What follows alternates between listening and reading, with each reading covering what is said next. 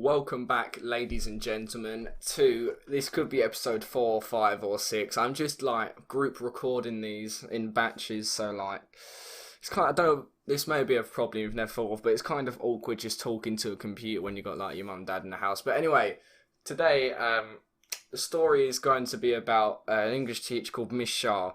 Now this teacher, if I can get a good enough drawing, was one that I can't really describe, but sort of had an elephant trunk nose, was Asian and about 5'4". So you can imagine, not the greatest teacher we've ever had. Now this teacher, I once had an experience with her, not that kind of experience, you faggots, but yeah, it wasn't the most positive one. There's been quite a few, so I'll see if I can put them all in together. There's two that highlight. So pretty much, I had a detention, we had to draw a design cover for a book called Noughts and Crosses. I'm not sure if it was by, I think it was Mallory Blackman. For some reason I remember that name. I don't read personally, that's not my life. But anyway, my life, the fucking plug-in. Anyway, right. So I turned up to detention. Now there was two other people with me. I think it was Ricky and Jacob. Now, Ricky may feature in another story. He's little chinky boy. Oh fuck, that was racist. He's a Chinese person who's of average height and no strong accent at all. And then Jacob was your typical white boy, if you want to call it that. And that may put our white race to shame, but that's whatever your opinion of Jacob is. But anyway, so we're sitting in detention. First of all, she doesn't turn up in the first 15 minutes, and then we say, does that count for our 15 minutes detention? And apparently not. So we're all in a bad mood, first of all. So none of us actually done a decent cover of it. And then, yeah, and then she has another boy in from another set that actually didn't do the homework as well. I'm sorry if I keep stuttering. I'm going through this in my head. I don't write notes down for this. It's all pretty much improvised. So, what happens is the other boy sits down next to me, and I'm like, for fuck's sake, there was about 27 seats in the classroom, choose to sit next to me. So I'm like, is this guy gay? So, the teacher comes over to him, and you know when a teacher tries to do a one-on-one talk, but it ends up coming out as she screams down the whole class. So that was one of these conversations. This kid, I don't remember his name, but she was explaining to him why his cover wasn't very good either. Now mine was just pencil, literally noughts and crosses on the front. That was literally, I'm not one for artists, hopefully you'll see in the background.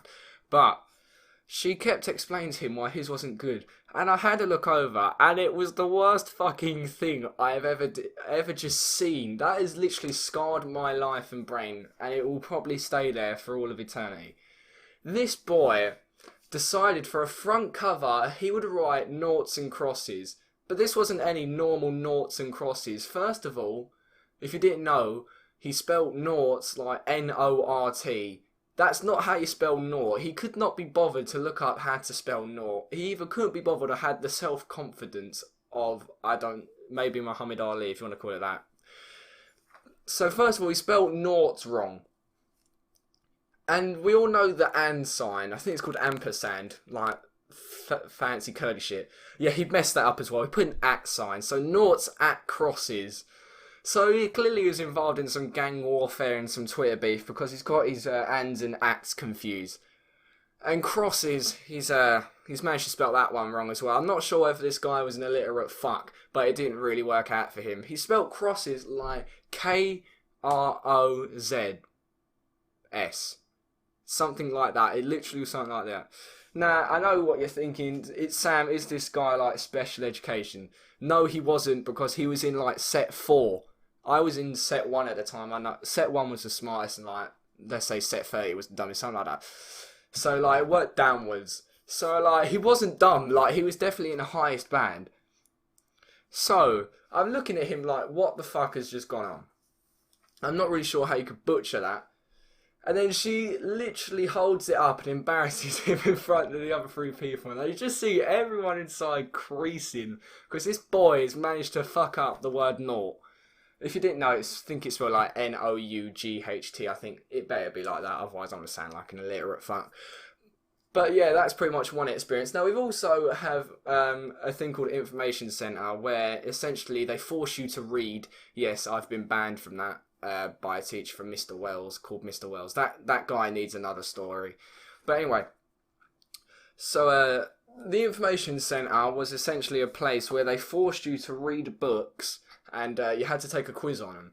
Now, I wasn't one for reading, obviously, so I just YOLO'd pretty much all the quizzes. I'd end up getting about like 50, 60, which is actually quite good from guessing. I don't know if you've ever tried. But one time I got 20%, which they were like, you have to hand the book back in and give the mark. So everyone else is going, here you go, miss, I got 90%. Well done, Sam. Yeah, here you go, miss, I got 20. And Miss Shah turns around and she gives the look of, you fucking what, mate? And then the teacher actually scans the book, was actually alright. Teacher was like, she was thinking, oh, it's alright. And then Miss Shah just stares at me with devil eyes. So that was literally about 2 weeks away from the end of like the school year. And at the end, she said she was leaving.